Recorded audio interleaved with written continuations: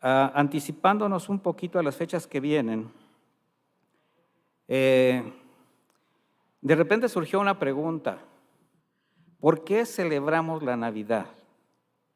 Y yo creo que ya desde este momento muchos de ustedes se hicieron una respuesta personal, el por qué, que tiene que ver con muchas cosas, con lo que usted tenga en su corazón, con lo que usted esté acostumbrado, con lo que usted quiera, lo que usted pretenda. Pero la intención de esta enseñanza es realmente dirigirnos hacia el por qué verdadero celebramos la Navidad. ¿Será válido celebrar la Navidad? Es una pregunta primero, porque mire, hay muchas corrientes doctrinales cristianas, incluso hay pastores que hasta se enojan, ¿verdad?, diciendo que ¿por qué se celebra la Navidad? ¿Por qué se tiene que adornar? ¿Por qué se tiene que hacer ciertas cosas? Y si la Biblia no dice que recordemos o celebremos el nacimiento de Cristo. La Biblia nos dice que hagamos memoria de su muerte, de su sacrificio, de su resurrección. Sí, efectivamente. Pero pues la verdad yo le preguntaría a cualquiera de ustedes, ¿la Biblia prohíbe festejar cumpleaños? Pero tampoco nos dice que los festejemos. ¿A cuántos de ustedes les gustaría que sus cumpleaños pasaran desapercibidos? Así que de repente nadie tuviese la necesidad o quisiera que le festejaran, cuando muchos desde 15 días antes ya lo andan anunciando, ¿verdad?, como para que no se le olvide a la familia, así como diciendo, oye, ¿qué fecha estamos? ¿Verdad? A mí como que algo pasó en este mes, ¿verdad? Y hasta empiezan a decir, ay, mira qué bonito está esto. O sea, empiezan a hacer como determinadas así destellos, ¿verdad? ¿Por qué? Porque quieren que les festejen la Navidad o que alguien se acuerde. ¿A quién le ha pasado que nunca se acordaron de ustedes? Y de repente al siguiente día, ay, fue tu cumpleaños, ¿verdad? Y ya como que ya no cuenta, ¿verdad? Mire, a mí me pasó una vez hace muchos años. Así como que andaba trabajando, pasé de noche y de repente ni yo me acordaba que era mi cumpleaños. Pero bueno, no estamos hablando de eso, estoy hablando del por qué. La Biblia nos muestra a través de profecías que conocemos como mesiánicas todos los eventos que iban a acontecer en torno al nacimiento de Jesús. Ese es un punto que tenemos que tener muy en cuenta. Por ejemplo, en Isaías 9:6 dice, porque un niño nos es nacido, hijo nos es dado, el principado sobre su hombro. Cuando habla de principado habla de poder, está hablando del reino de Dios, y se llamará su nombre admirable consejero. ¿Sabían ustedes que el Señor es el mejor consejero que tenemos? Y que cuando buscamos el consejo de Dios es pues porque tenemos necesidad de ser guiados. Cuando usted llega a consejería con su servidor, pues un pastor con ética lo que tiene que hacer es ver a través de la Escritura cuál es la respuesta que se le va a dar a la circunstancia que usted está pasando. ¿Y sabe qué es lo que yo tengo por experiencia? Que la mayor de las veces el consejo que viene en la Biblia, que se da a través de la Biblia, es el que menos la gente espera. De hecho, es el que no quieren. ¿Por qué será que decimos el consejo de Dios es el mejor, pero cuando llega el consejo de Dios, como que nos cuesta trabajo? Cuando te dicen, no hermano, no hermana, lo que usted está haciendo es incorrecto. Es que yo creí, es que yo pensé. Y como siempre cuando pedimos consejo tenemos un problema, es porque queremos como pasarle la bolita a otro. Es que esta persona, es que mi esposo, es que mi esposa, es que mis hijos. Pero cuando el consejo de Dios, lo primero que hace es señalar tu deficiencia, tu pecado. ¿Qué haces cuando recibes el consejo de Dios? ¿Lo obedeces o dices, no, el pastor es muy exagerado? No, ¿quién sabe de dónde lo sacaría? Pues de la Biblia, ¿de dónde quieres que lo saque? Admirable consejero, Dios fuerte, ahí nosotros estamos protegidos, mi hermano. Hablábamos de estar cercanos al Señor por medio de Jesús, y Dios mismo es Jesucristo. Es el Dios fuerte, es el Dios, es la torre fuerte, el castillo, la morada eterna. Padre eterno, la eternidad de sus tantos atributos. ¿Dónde quieres pasar la eternidad? Con Él. Príncipe de paz. Vaya que necesitamos la paz todos los días. Porque cualquier cosa, y sobre todo en el tiempo que vivimos, nos quita la paz. Estamos muy contentos, estamos tranquilos, estamos caminando, haciendo nuestras actividades, y de repente surge algo que te quiere quitar la paz. ¿Qué haces ante esas circunstancias? ¿Te acercas al príncipe de paz? ¿Reconoces en su palabra el consejo y confías? ¿O llega la incertidumbre, llega la angustia y empiezas a buscar opciones? Bueno, el Señor nos está mostrando en esta profecía, a través de Isaías, su carácter, su propósito, sus atributos en los que podemos descansar. Mire, la temporada navideña o la Navidad, lo voy a llamar así, de todo el año son de las fechas más esperadas por alguna circunstancia, donde invariablemente la mayoría de las personas, pues ya por estas fechas, ya estamos avanzado diciembre, así que comienzan a considerar cambiar ciertas actitudes que normalmente durante el año no fueron tan favorables. Por alguna causa, la gente se empieza a conmover un poco, como si de repente algo ocurriera en su mente o sensibilizara su corazón, y empiezan a tener una actitud distinta, a menos que tengan el espíritu del Grinch, ¿verdad? Así de simple. Que no tengan ninguna intención de colaborar con su entorno. Tiempos donde se comienzan a hacer preparativos para pasar ese día con la familia. De hecho, yo creo que ya muchos de ustedes ya lo ensayaron. ¿Cuántos ya se tomaron un ponchecito en su casa? ¿Cuántos ya dijeron, mira, esto está bueno para la Navidad? Esto lo vamos a encargar. Y ya empezaron a buscar recetas y todo eso. O sea, comienza un ambiente diferente. Desde días antes abundan las fiestas, llegan las reuniones con amigos, compañeros del trabajo, de las escuelas, que bueno, ya por tradición se hace algo a causa de la Navidad. Una época donde hasta los enemigos se empiezan a tolerar un poco. Incluso hay quienes empiezan a buscar la manera de reconciliarse con quienes se han alejado, han roto su relación, que está bien. Pero el tiempo de reconciliación no debería ser solamente para determinadas fechas. El tiempo de reconciliarse con los demás, de buscar la paz con todos, debería ser una forma de vida. ¿Estamos de acuerdo? Sin embargo, se empieza a considerar como que la Navidad es el mejor momento para ser amable, hasta ser compasivos. Así es como la Navidad se ha convertido en un motivo, pero para adornar la casa navideñamente, que no es malo. Lleno de luces, como usted quiera. Si no quiere adornar, no adorne. Pero tantas cosas alrededor para crear ese mejor ambiente, para pasarla bien con las personas más cercanas, compartir regalos, cenar increíble, o sea, lo que no cenas en todas partes o muy, en ese día quisieras que te invitaran a todas las casas, ¿verdad?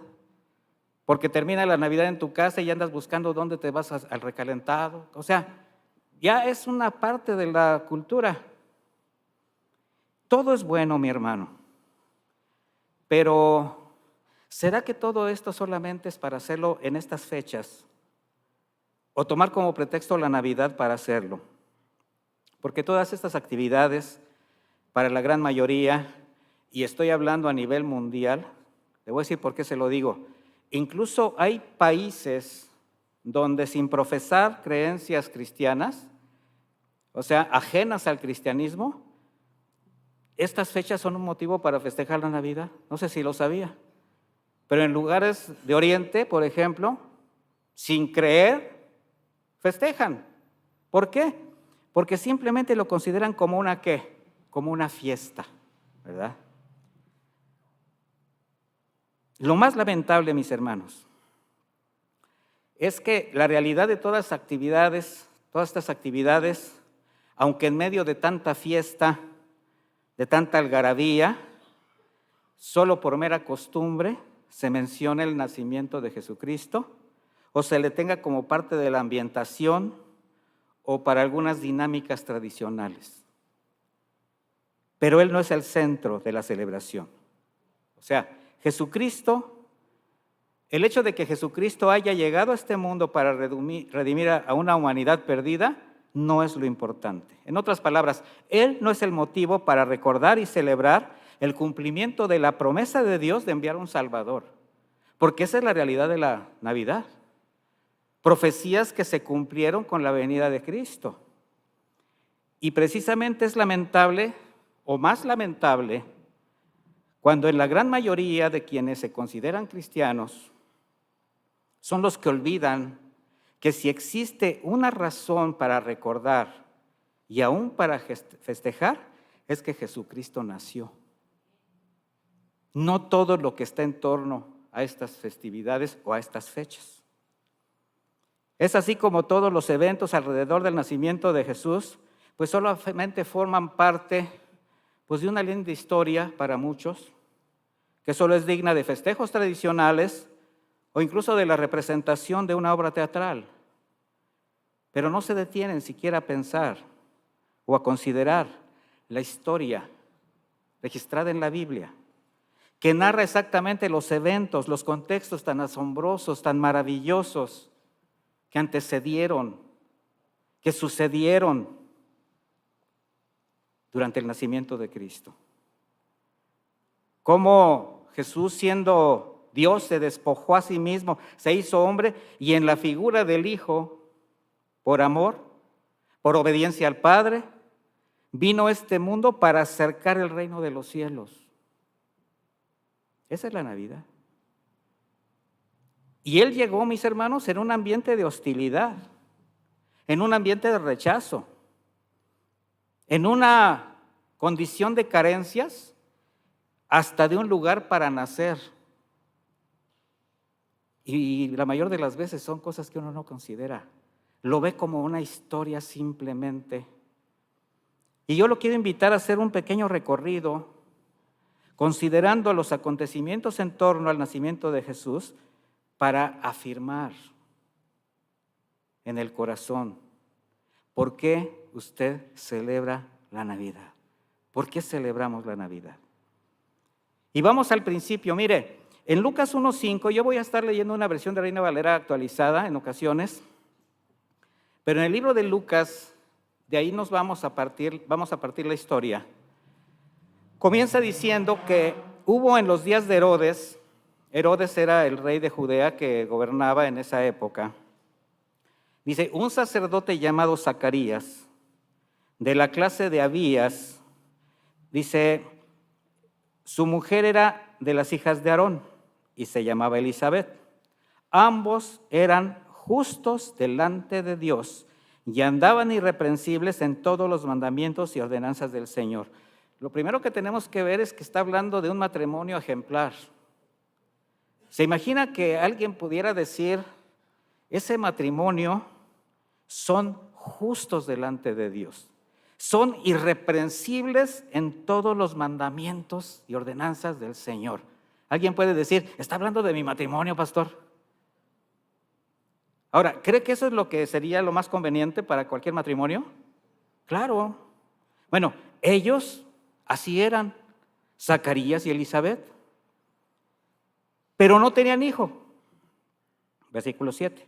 Porque Elizabeth era estéril, ambos ya de edad avanzada. Aconteció que ejerciendo Zacarías el sacerdocio delante de Dios según el orden de su clase, recuerde que él estaba en la clase de Abdías, conforme a la costumbre del sacerdocio, le tocó ofrecer el incienso. Así entrando en el santuario del Señor, y toda la multitud del pueblo estaba afuera orando a la hora del incienso. Esa era una costumbre entre los judíos. Ahora, se le pareció un ángel del Señor puesto de pie a la derecha del altar del incienso.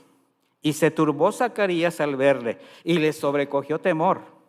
Pero el ángel le dijo: Zacarías, no temas, porque tu oración ha sido oída. Tu mujer Elizabeth te dará a luz un hijo, y llamarás su nombre Juan, y tendrás gozo y alegría, y muchos se regocijarán de su nacimiento. ¿De quién está hablando?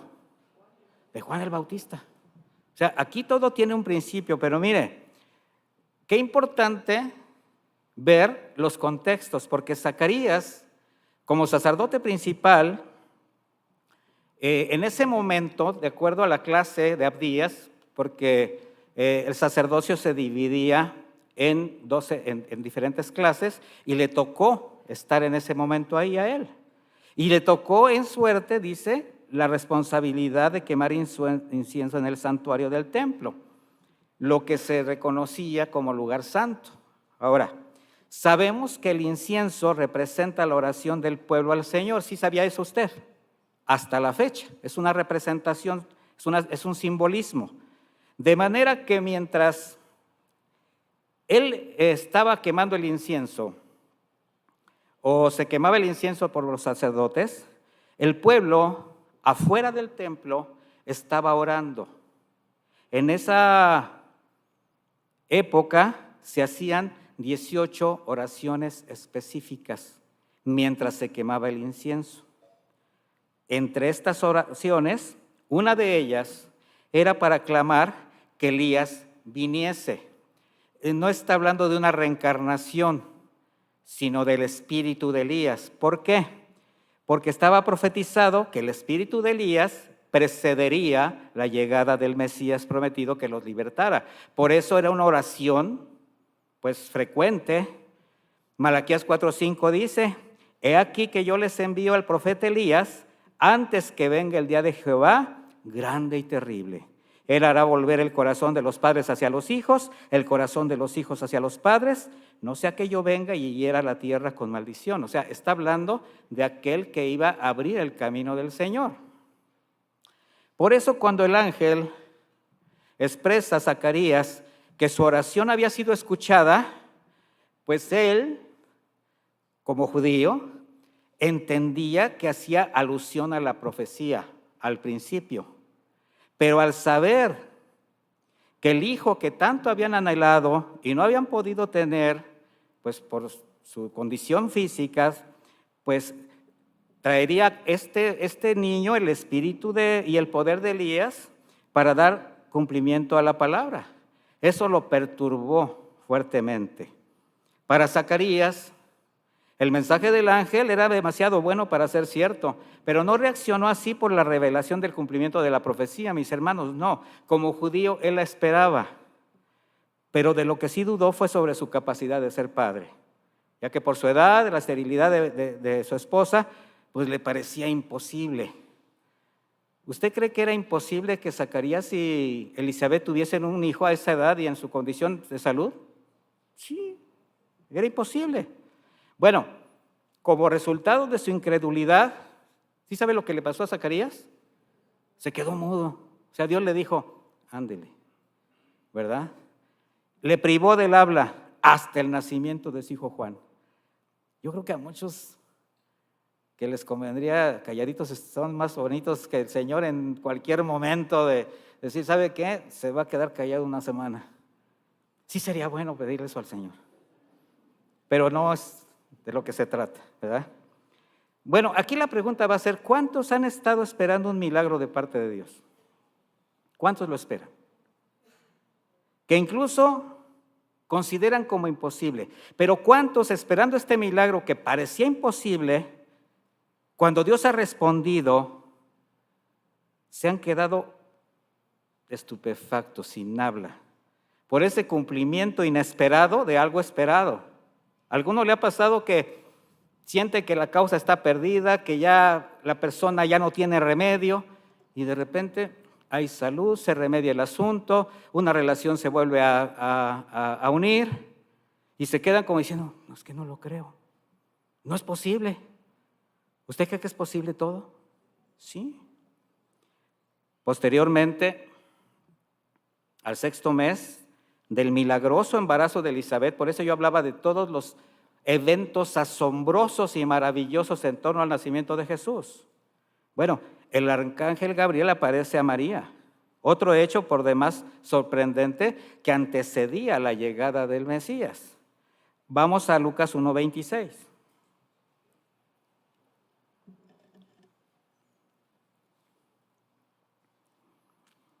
Y vamos a analizar un poquito el contexto. Mire, dice, al 6º mes el ángel Gabriel fue enviado por Dios a una ciudad de Galilea llamada Nazaret, a una virgen desposada con un varón que se llamaba José, de la casa de David, y el nombre de la virgen era María. Desposada. ¿Sí sabe lo que significa la palabra desposarse? Aquí habla de un compromiso de matrimonio entre los judíos, donde ellos ya estaban comprometidos a casarse, pero donde no existía ningún tipo de relación personal, física. Y esto, mis hermanos, es algo que para nosotros los cristianos es el modelo perfecto para un noviazgo. Cuando unos novios, cuando una pareja de amigos, porque primero somos amigos, nos atrae la persona y viene aquello de que, yo quiero que sea mi novia, yo quiero que sea mi novio. Bueno, cuando llegan con sus servidores esas parejas, pues primero los trato de desanimar, pero sí, porque hay que hacerlos entrar. Pero inmediatamente al ver su interés, lo primero es, si ustedes están conscientes del paso que quieren dar, entre la amistad y el noviazgo no hay ninguna diferencia que no sea el compromiso espiritual y moral que han hecho entre ustedes. Pero no hay caricias, no hay acercamientos, mucho menos intimidad, porque ustedes tienen que santificar su relación delante de Dios, para que Dios los bendiga. Este es un consejo directo a los jóvenes que quieren casarse. ¿Qué implica esto? Respeto. Porque imagine usted, en el momento en que usted decide, yo me quiero casar con esta chica, pero yo la voy a respetar hasta el día que nos casemos, si Dios lo permite. Pero si Dios no lo permite, usted se queda con la satisfacción que esa chica fue respetada. Y esa chica se queda con la satisfacción de haber sido una mujer que no tuvo ni que ver con nadie, que nada pasó por su cuerpo. Y eso es honroso al Señor. ¿Usted lo cree? No como dice la sociedad, no como nos marca el mundo, donde ya nada más por el hecho de decir somos novios, hay de todo. No es así, mis hermanos. Jóvenes, jovencitas, tienen que aprender a respetar sus cuerpos para presentarlos santos delante de Dios el día que ustedes lleguen a formar un matrimonio. Bueno, el nombre de la Virgen era María. Y entrando el ángel en donde ella estaba, dijo, salve muy favorecida, ¿verdad? El Señor es contigo. Bendita tú entre las mujeres. Claro que era favorecida, claro que era bendita entre las mujeres, había sido elegida por el Señor como instrumento para la llegada de Jesús. Por eso ella se sorprendió también. Dice en el versículo 29, mas ella cuando le vio se turbó por sus palabras y pensaba qué clase de salutación sería esta. Entonces el ángel le dijo, María, no temas, porque has hallado gracia delante de Dios. Esa fue su primera respuesta. Entonces todo es por gracia. Y ella lo entendió. Ahora concebirás en tu vientre y darás a luz un hijo y llamarás su nombre Jesús. Este será grande, será llamado Hijo del Altísimo. El Señor le dará el trono de David su padre y reinará sobre la casa de Jacob para siempre. Su reino no tendrá fin. Ella entendió que estaba hablando del Mesías. Era una mujer judía. Entonces María dijo al ángel, ¿pero cómo será esto? Pues no conozco varón. Respondiendo el ángel le dijo: el Espíritu Santo vendrá sobre ti y el poder del Altísimo te cubrirá con su sombra, por lo cual también el santo ser que nacerá será llamado Hijo de Dios. En torno a esta salutación, a este evento, pues hay muchas cosas que tienen que ver mucho con la tradición, que pues precisamente por dar un papel preponderante a María, pues han cambiado, han tergiversado incluso los textos bíblicos, ¿verdad? Pero bueno, le dice: he aquí tu parienta Elizabeth, ella también ha concebido un hijo en su vejez, y este es el 6º mes para ella, la que llamaban estéril. Aquí le está dando pruebas. Así como tú vas a concebir por medio del Espíritu Santo, ¿qué crees?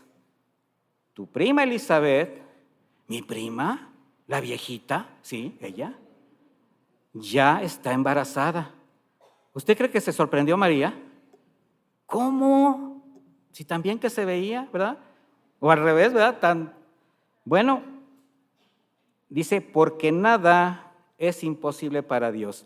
Ni el hecho de que Elizabeth estuviese embarazada, ni el hecho de que María iba a concebir por medio del Espíritu Santo. Entonces María dijo, y esto, mis hermanos, es algo impresionante que tenemos que considerar. He aquí la sierva del Señor.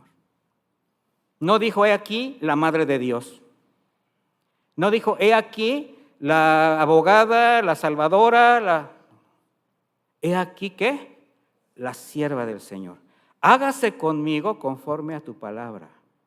El ángel se fue de su presencia. ¿Por qué la tradición ha cambiado muchas cosas? Bueno, pues porque son sus creencias. De hecho, dentro de la respuesta que da María, cuando dice, ¿cómo será esto si no conozco varón? Bueno, si ustedes se van a una Biblia tradicional católica, la respuesta de ella es, ¿y cómo será esto si no conozco ni conoceré varón? Bueno, ella nunca se mencionó como profetisa, sino como sierva. La iglesia tradicional, para tratar de sostener sus creencias, pues ha levantado una cantidad de dogmas acerca de ella, pero siempre tratando de darle no solo los mismos atributos, la posición y el propósito de Cristo, sino incluso un lugar más preponderante al pretenderla colocar por encima de Dios como su madre. En una ocasión una persona pues me tomó por ahí y empezó a reclamarme como si yo hubiese escrito la Biblia. Y me decía, ¿pero cómo puede decir eso, pastor? Entonces quiere decir que Dios no tiene madre. Y le digo, pues no. Él es el que era, es y será. O sea, no. ¿Qué quiere que yo le diga?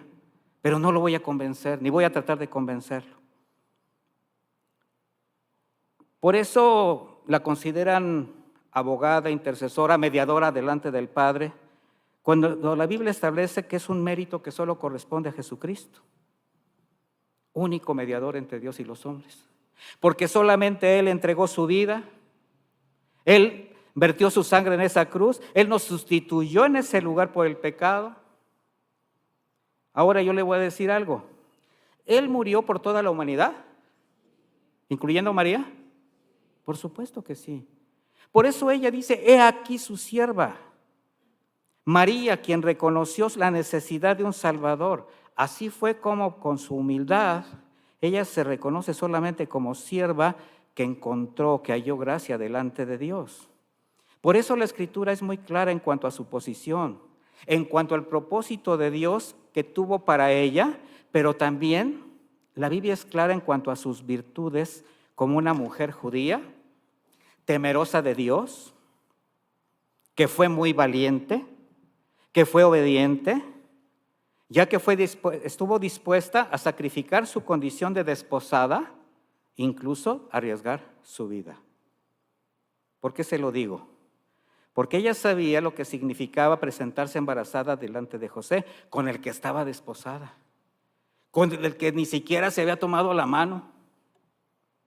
Porque de acuerdo a la ley y a la sociedad judía, ella podía ser declarada adúltera, fornicaria, sufriendo las consecuencias a ese pecado. Ella tendría que cargar no solo con la deshonra a su persona, la humillación de haber avergonzado a su familia, sino también pagar con la muerte física por medio de la lapidación. Se necesita valor, obediencia y creerle a Dios para dar pasos así. Usted, por obedecer a Dios, ¿ha llegado a exponer su integridad física? O a la hora que llega la verdad de que esto es lo que te dice el Señor que tienes que hacer, así tienes que normar tu vida, así tienes que caminar, renunciando a estas cosas, saliéndote de estas actividades. No, pero es que es muy difícil. Puedo perder mis amigos, puedo perder mi trabajo, puedo perder mi estilo de vida. Mire, muchas veces obedecer a Dios y ser sensible a su palabra para la sociedad, para las tradiciones, pues son decisiones dignas de ser reprobadas. ¿Por qué? Porque no entienden que para los cristianos lo primero es obedecer al Señor. ¿Usted entiende que el Señor está por encima de sus decisiones? ¿Sí o no?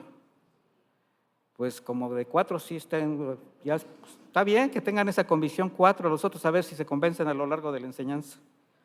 Mire, en el libro de los Hechos, en Hechos 4:18, el contexto es, pues, es el principio de la iglesia primitiva, de la primera iglesia. Y los apóstoles, bueno, predicaban el evangelio, hacían milagros respaldados por el poder del Señor.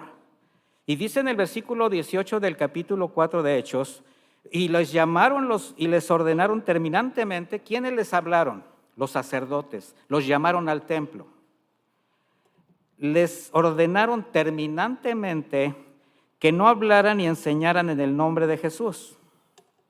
Pero respondiendo Pedro y Juan le dijeron: juzguen ustedes. Fíjese a quién se estaban dirigiendo. Se estaban dirigiendo a los sacerdotes del templo. Por eso les dicen: juzguen ustedes. Porque los sacerdotes del templo conocían que los mandamientos de Dios se tienen que obedecer. Bueno, juzguen ustedes si es justo delante de Dios obedecerles a ustedes antes que a Dios. ¿Se imagina cómo por eso los golpeaban, por eso los perseguían? Dice, porque nosotros no podemos dejar de decir lo que hemos visto y lo que hemos oído. Mis hermanos, cuando tú eres fiel a la predicación del evangelio, cuando tú decides obedecer, te vas a echar enemigos encima. De hecho, te vas a quedar solo. Pero ¿sabes qué? El tiempo y la gracia de Dios es mayor para poder darnos respuestas, pero primero tenemos que obedecer. Es que no entiendo, pastor. No entiendo cómo. Mira, no trates de entender a Dios, se los digo constantemente. A Dios no se le trata de entender, a Dios se le obedece. Y cuando tú ves el resultado de tu obediencia, entonces vas a decir: ya entendí, Dios, ya entendí. Entonces, no discutas con Dios, no trates de entenderlo, obedece y espera el resultado de tu obediencia. Bueno, después de esta decisión de María de aceptar la voluntad de Dios a través de lo que le dijo el ángel, entra un varón justo llamado José. Otro hecho sorprendente, un hombre de buen corazón que no solamente conocía las Escrituras, era un hombre judío que sabía de la palabra, pero también fue sensible al propósito de Dios y creyó en la concepción virginal de María, su esposa, su desposada. Mateo 1:18, vamos para allá.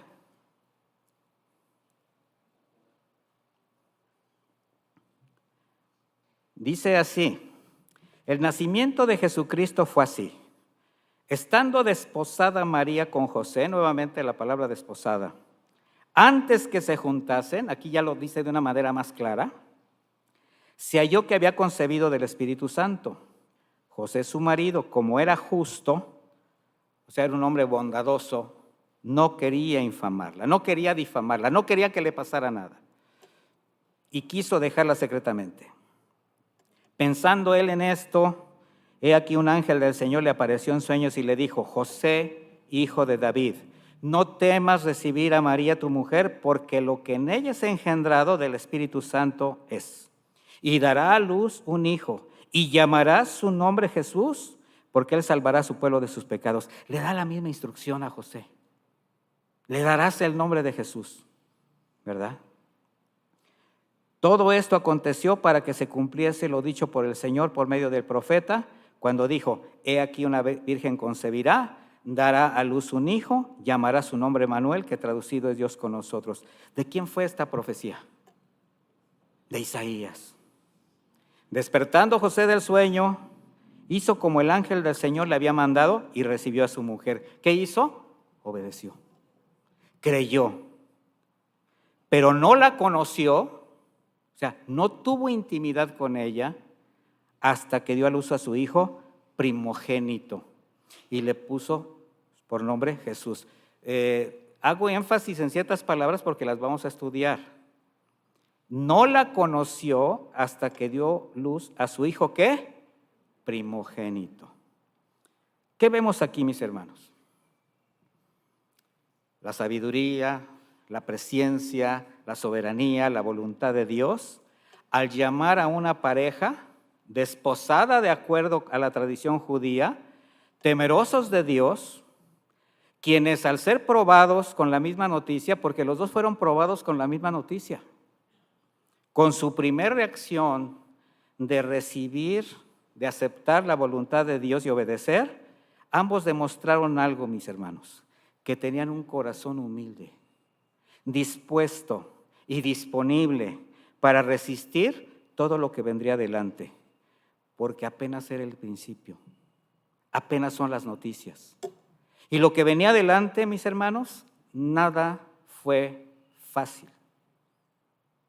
Un enemigo estaría al acecho, pero Dios siempre estuvo con ellos. ¿Cuál es ese enemigo? En 1 de Pedro 5:8 el Señor lo descubre. Sean sobrios y velen, o sea, anden con integridad, sean rectos y estén atentos, porque su adversario, el diablo, ¿quién es el adversario? El diablo, como león rugiente, anda alrededor buscando a quien devorar. Todos los que creemos, todos los que creímos en el nacimiento virginal de Jesús, todos los que tenemos a Jesucristo en nuestra vida, bueno, primero tenemos que estar conscientes de algo. Para quienes recibimos al Señor, lo que viene adelante jamás será fácil. Y no por haber recibido al Señor, mis hermanos, nada más por el hecho de que vivimos en este mundo. Y tenemos el mismo enemigo que siempre estará al acecho de hacernos caer, pero el Señor siempre estará con nosotros. ¿Sabes cuál es la diferencia entre tu pasado y tu presente? Jesucristo. Porque tu pasado estaba plagado de adversidades, de aflicciones, de situaciones, de pérdidas.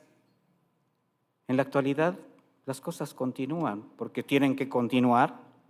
De hecho, son más crecientes porque la maldad ¿qué? Crece, pero el Señor siempre está con nosotros. Lucas 2:1.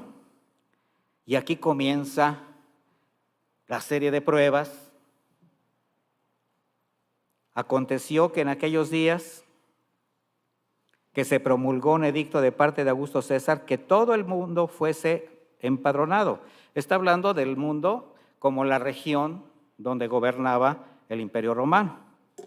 Este primer censo se hizo siendo Cirenio gobernador de Siria, e iban todos para ser empadronados, cada uno a su ciudad. Aquí comienza un peregrinaje que no fue nada sencillo, ni fácil para José y María. Solo imagine, desde Nazaret, en Galilea, hasta Belén, en Judea. Un camino muy accidentado, rocoso, montañoso, con una distancia por la ruta más corta de 110 kilómetros, la ruta más corta. Pero esta ruta era cruzando por Samaria, lo que era muy peligroso por la hostilidad de los samaritanos hacia los judíos. De manera que por razones de seguridad y razones religiosas, usaban los judíos para ir a Belén, para ir a esa zona, lo que conocían como la vía de los peregrinos, pero para ello tenían que recorrer una distancia de 150 kilómetros, porque tenía que ser caminando sobre el Valle del Jordán. Bueno, Augusto César promulga el censo obligatorio. Todos tenían que empadronarse. De acuerdo a la historia, César Augusto se distinguió por una administración y organización ejemplar del Imperio Romano. O sea, era un hombre muy inteligente, muy capaz. Su intención era saber cuántos habitantes, con sus características, sus pertenencias, todo lo que tenía que ver con ellos, estaban bajo el dominio del Imperio de Roma. Y que este primer censo fuera, mientras Irenio era gobernador de Siria, también significa que Judea estaba bajo la jurisdicción de Siria. O sea, la situación para los judíos no era nada fácil. Ahora imagine un viaje de 150 kilómetros entre caminando y en burro. O sea, métase a la historia. Haga de cuenta que vamos caminando con ellos. Más de una semana, con todo lo que implicaba el cuidado que tenían que tener por el avanzado embarazo de María. Podríamos siquiera imaginar cómo fue este viaje de más de 8 días, evidentemente con sus noches. Mire, para mis hermanas que han estado embarazadas, hasta un viaje en coche de 8 horas les hace daño, les lastima, les causa dolor. Solo imagine. Y ellos cumplieron con el edicto del emperador.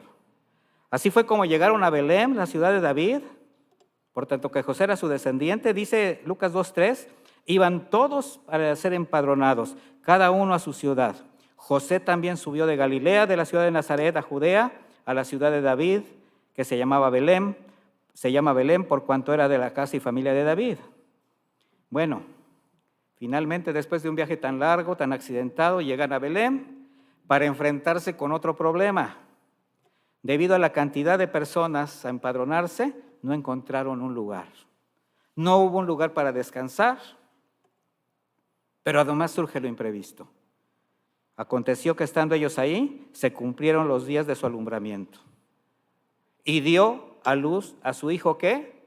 Primogénito. Nuevamente la palabra primogénito.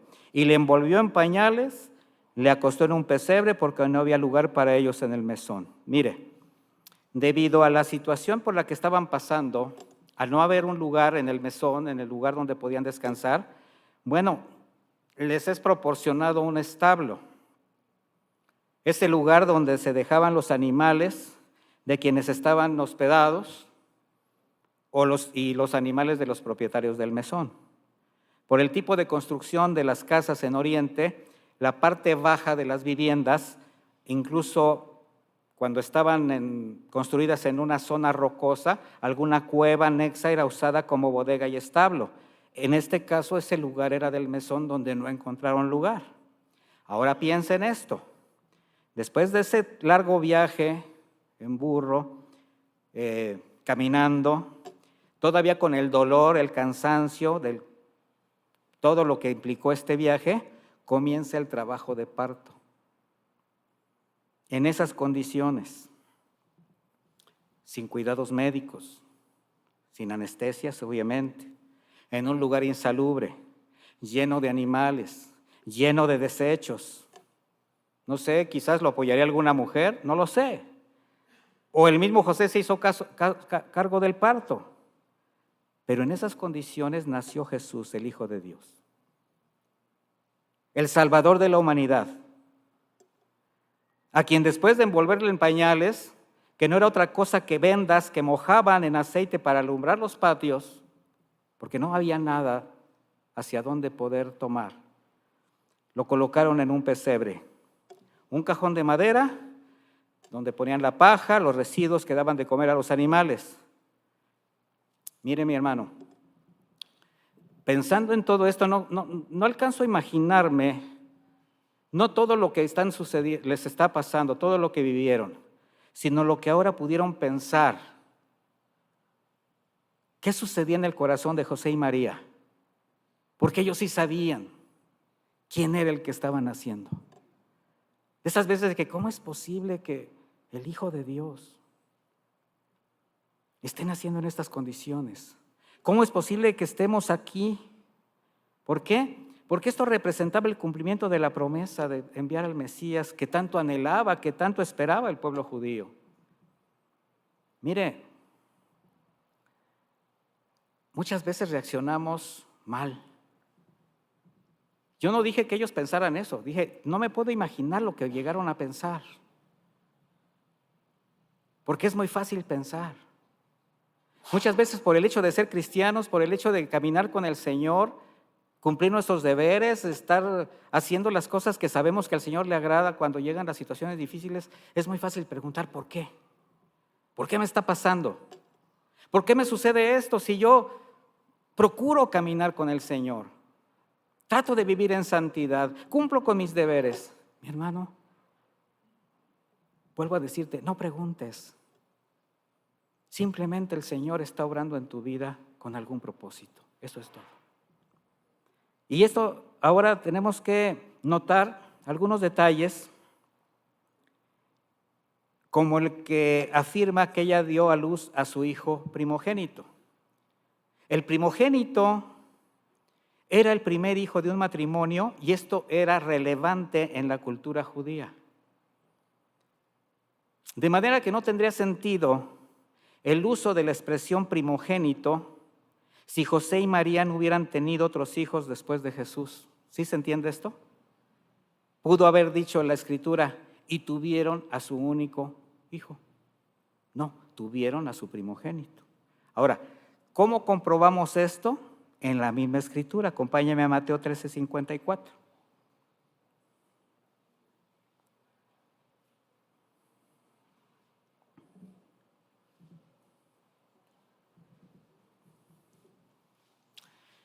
Jesús nació en Belén, ya quedamos. ¿Pero dónde creció? En Nazaret. Por eso le decían Nazareno.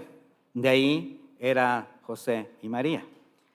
Y dice Mateo 13:54, al llegar a su tierra, o sea, en su caminar, ya dentro de su ministerio, al llegar a Nazaret, les enseñaba en la sinagoga del lugar. La gente se asombraba y decía, ¿de dónde le viene a este la sabiduría? ¿De quién estaban hablando? De Jesús. ¿Cómo es que hace estos milagros? ¿Acaso no es este el hijo del carpintero? ¿No se llama su madre María y sus hermanos Jacobo, José y Simón y Judas? ¿No están todas sus hermanas con nosotros? ¿De dónde pues le viene todo esto? Ahí está la familia de Jesús, la familia carnal de Jesús. Y Jesús les dice, no hay profeta sin honra, sino en su propia tierra y en su propia familia. O sea, en todas partes creen en mí, menos en mi casa. ¿Y qué cree? A usted le va a pasar lo mismo. Usted le va a predicar a la gente, usted va a testificar delante de la gente, usted va a hacer todo lo posible porque las personas que lo conocieron, lo conocen, con quienes desarrolla su vida cotidiana, pues conozcan su fe. Y no va a faltar el que diga, ¿pero qué no es aquel que se la pasaba haciendo cosas? ¿No es esta no voy a decir cosas, cada quien sabe de dónde lo trajo el Señor, cada quien sabe, sabemos de dónde nos trajo, sabemos lo que éramos, porque siempre va a haber alguien que nos quiera señalar. Lo bueno es cuando es en pasado. ¿No es el que era un borracho? ¿El que era un despilfarrador? ¿El que golpeaba a su esposa? ¿No era esta una chismosa? ¿No era esta una mujer así? Era. Qué bueno que era. Continuamos con el relato del nacimiento de Cristo. Lucas 2:8. Y había pastores en la misma región que velaban y guardaban las vigilias de la noche sobre el rebaño.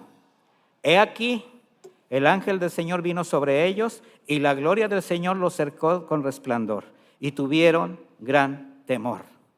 Nuevamente la palabra temor. Imagínense de repente ver ángeles, pero de veras, ¿verdad? No de esos que se ha imaginado, que de repente, es que Dios me dijo, espérate, tranquila, ¿verdad? Primero hay que ver qué cenamos. Mas el ángel les dijo, no teman, porque aquí les doy nuevas de gran gozo que será ¿para quién? Para todo el pueblo. Que les ha nacido hoy en la ciudad de David un Salvador, que es Cristo el Señor. Esto les servirá de señal, hallarán al niño envuelto en pañales, acostado en un pesebre. Aquella noche había en la región de Belén pastores que velaban, o sea, estaban cuidando algunos rebaños de ovejas, rebaños que no siempre les pertenecían. La mayoría de estos hombres que hacían este trabajo eran trabajadores que normalmente pues eran marginados. Sin embargo, ellos fueron los primeros en recibir la noticia de la venida del esperado Mesías. Mire, ¿por qué fue a ellos a quien les reveló el Señor? ¿Por qué fueron los primeros que les reveló la llegada del Mesías? Porque conocía su corazón. Mire, ¿por qué no se lo reveló en el templo a los sacerdotes, a los fariseos y a los escribas? Solo imagine diciéndole el ángel del Señor a ellos, y encontrarán al Mesías, al Hijo de Dios, acostado en un pesebre, en un establo. ¿Qué te pasa, ángel? No sé de dónde vienes, pero nuestro libertador, el que ellos estaban esperando, él es un rey. ¿Cómo va a estar en un pesebre? ¿Cómo va a estar en esas condiciones? Pero a los pastores no les hizo ningún problema aceptar, entender. ¿Qué demuestra esto, mis hermanos? Cómo el Señor se revela a corazones humildes, temerosos, reverentes, sensibles a su mensaje. Cuando tú recibiste al Señor, estas características fueron las que permitieron que tú recibieras a Jesucristo como Salvador, mi hermano. Reconocer tu pequeñez, reconocer tu necesidad, reconocer tu debilidad, tu vulnerabilidad. Isaías 57:15 dice, porque así dijo el alto y sublime, el que habita la eternidad. ¿De quién está hablando? De Dios, cuyo nombre es el Santo. Yo habito en la altura y la santidad. Ahí está estableciendo el lugar de Dios, ¿sí o no? Pero en inmediato dice, y con el quebrantado y humilde de espíritu. Aquel que habita en la eternidad posa en los corazones quebrantados y humildes. Dice, para hacer vivir el espíritu de los humildes y para vivificar el corazón de los quebrantados. He aquí que Él les llevó noticias de gran gozo. ¿Tú recibiste al Señor con gran gozo, mi hermano? Porque volviendo al texto, algo importante que debemos notar es que estos pastores estaban en la noche y en el campo cuidando estos rebaños, lo que en época invernal era imposible debido al frío tan extremo de las regiones desérticas. Por lo mismo se presume que el tiempo del nacimiento de Jesús debió haber sido en la época otoñal. Ahora, esto es otra enseñanza donde tiene que ver con las fiestas del Señor. Y en ese tiempo, en esa época, se estaba dando la fiesta de los tabernáculos. Pero esa es otra historia, no lo digo como una mera, pues un término que quiero usar para poderles explicar esto. El término usado por el ángel para anunciar el nacimiento de Cristo como noticias de gran gozo revela la relevancia de su llegada a este mundo. Dice en Lucas 2:13, y repentinamente apareció con el ángel una multitud de las huestes celestiales que alababan a Dios y decían, gloria a Dios en las alturas y en la tierra paz, buena voluntad para con los hombres. Mire, este es otro versículo que le han dado la vuelta poéticamente, donde dicen, y paz a los hombres de buena voluntad. Mis hermanos, los hombres no tenemos buena voluntad. La buena voluntad fue de Dios hacia nosotros. A ellos les fue permitido ver la adoración celestial. Lo que transformó ese temor en paz, en gozo. Dios, al revelar a Jesucristo en nuestro corazón, mis hermanos, también nos permitió ver su gloria. Ahí fue donde nosotros pudimos encontrar la verdadera paz y el verdadero gozo. Si somos sensibles, podríamos comprobar las veces que el Señor, después de haber contemplado su gloria con el nacimiento en nuestro corazón, cómo cada día podemos ver un pedacito de cielo, mis hermanos, a través de su misericordia, a través de su gracia, a través de su consuelo, de su provisión. Pero como tenemos puesta la mirada y el corazón en las cosas tangibles, no podemos reconocer la gloria del Señor en todo lo que tenemos en nuestro entorno. Mi hermano, nosotros somos bienaventurados por todo lo que tenemos en Cristo Jesús. ¿Quieres ver la gloria de Dios? ¿Sí o no? Pues fíjate todos los días desde la mañana lo que el Señor tiene a tu lado. Todo lo que te provee, todo lo que te da, todo lo que permite en tu vida. Lucas 2:15, sucedió que cuando los ángeles se fueron de ellos al cielo, los pastores se dijeron unos a otros, pasemos pues hasta Belén y veamos esto que ha sucedido, que el Señor nos ha manifestado. Vinieron pues apresuradamente y hallaron a María, a José, al niño acostado en el pesebre, y al verlo dieron a conocer lo que les había dicho acerca del niño. Mire, ante tal revelación, aquellos hombres, ¿qué hicieron? Abandonar todo para ir a Jesús. Se quedó el rebaño ahí, no sé cómo pasó, o alguien se quedaría cuidando. Pero dejar todo para ir a Cristo, mis hermanos, es una reacción de quien al haber sido revelado en su corazón el reino de Dios en Cristo Jesús, ahora su vida se convierte en una búsqueda permanente de Cristo. Una búsqueda de su paz, de su gozo, de su consuelo. ¿Qué es lo que buscas tú todos los días? ¿A dónde dirige tu mirada? ¿A dónde diriges tu corazón? Los pastores buscaron a Jesús. Lo encontraron tal como el ángel dijo. Al ver a José, a María y al niño, comienzan a proclamar todo lo que se había dicho acerca del ángel acerca del niño. En ellos, mis hermanos, en estos pastores, surge la necesidad de contar a otros la gloriosa noticia, porque sabían que la buena nueva no era solo para ellos. ¿Qué les dijo el ángel? Es una obra para todo el pueblo. Motivo de gozo, motivo de paz. Cuando el Señor toca el corazón, mis hermanos, ya no puedes dejar de proclamar la buena noticia que ahora inunda tu corazón. Lo que sabes que te ha dado una nueva vida en Cristo. Cuando tú llegaste a la fe, en el momento que tú conociste todo esto que el Señor te ha dado de manera inmerecida, ¿será que tu primer impulso fue compartirlo a quienes estaban en tu entorno? ¿Y no te entendían? ¿Y te rechazaron?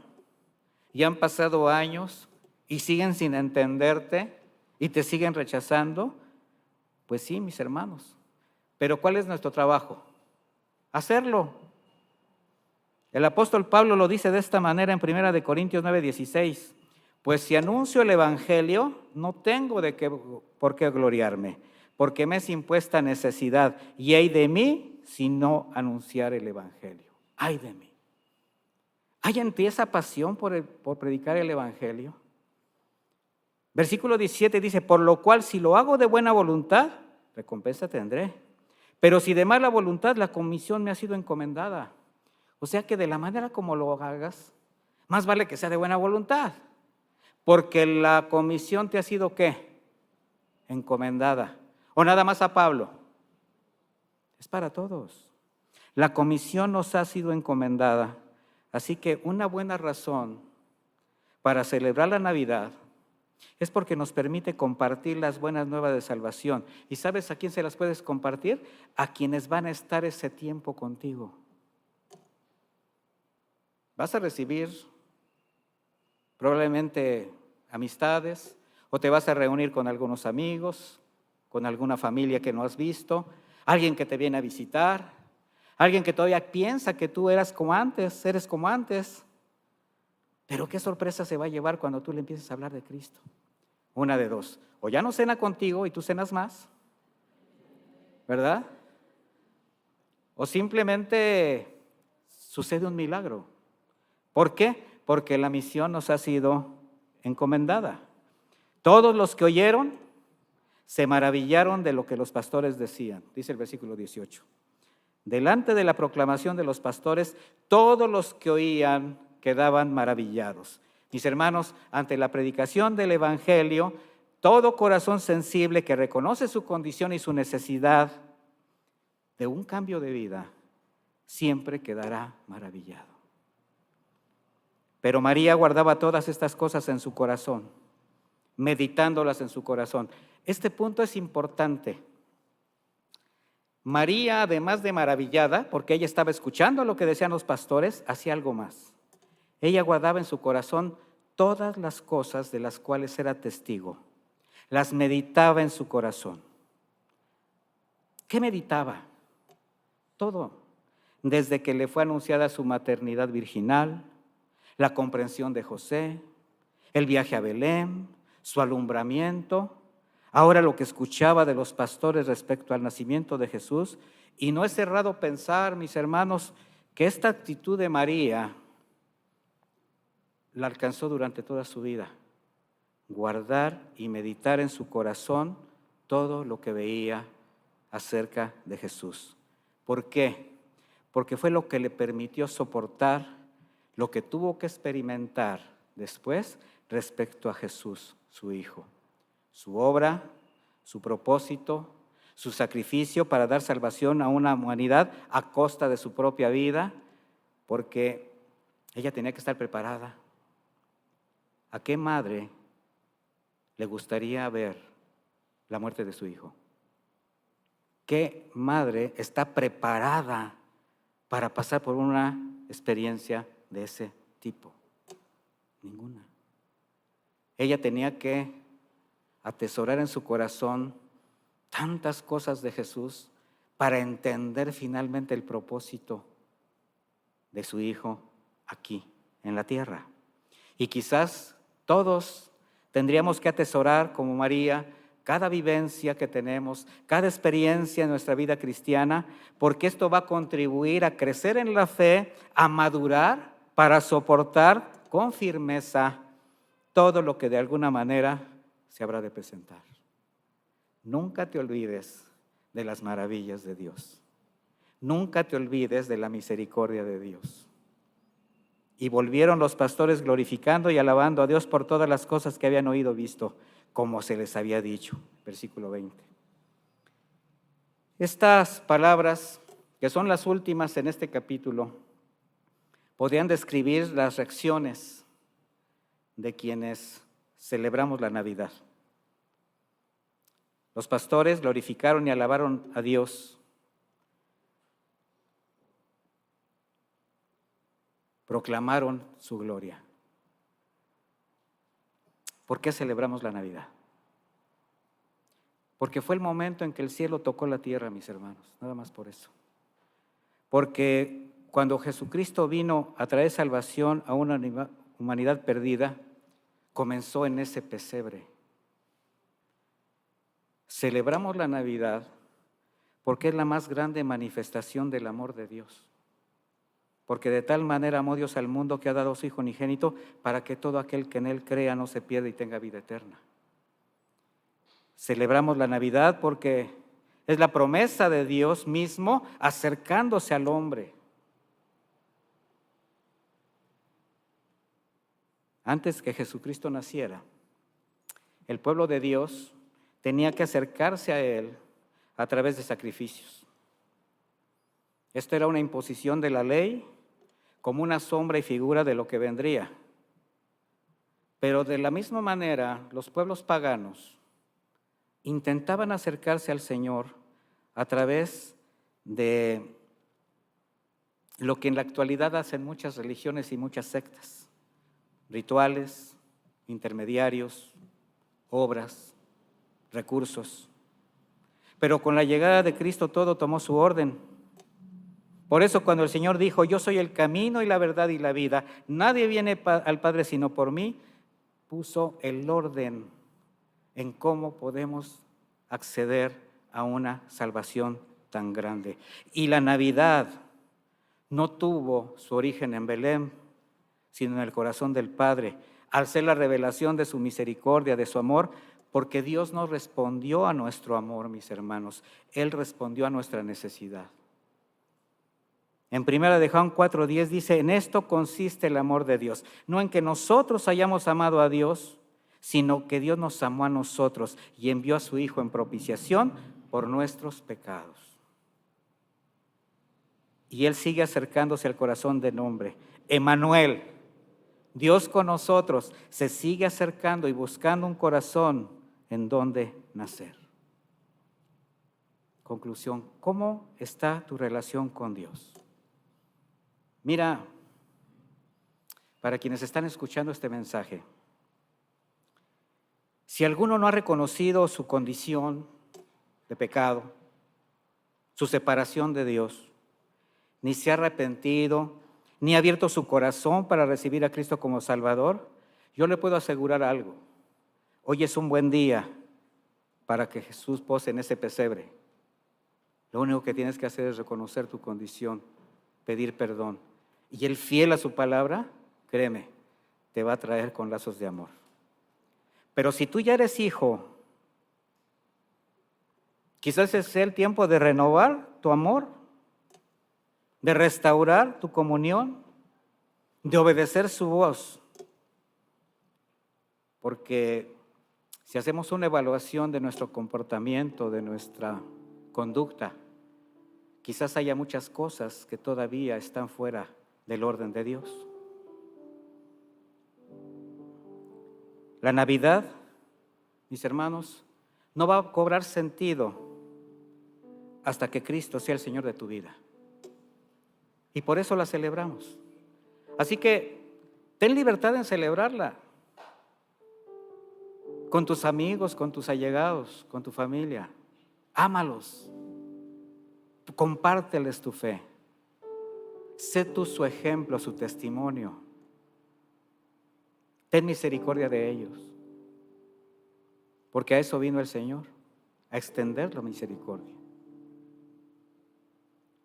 Así que ¿podemos celebrar la Navidad, mis hermanos? Sí, pero que sea con un razonamiento claro de los motivos que nos hacen formar parte de este festejo, de este recuerdo.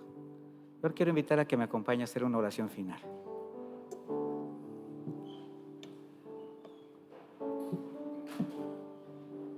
¿Qué te ha hablado el Señor esta noche, esta tarde? Perdón. ¿Qué te ha hablado, mi hermano? ¿Qué te ha mostrado? Bueno, esa parte es para ti.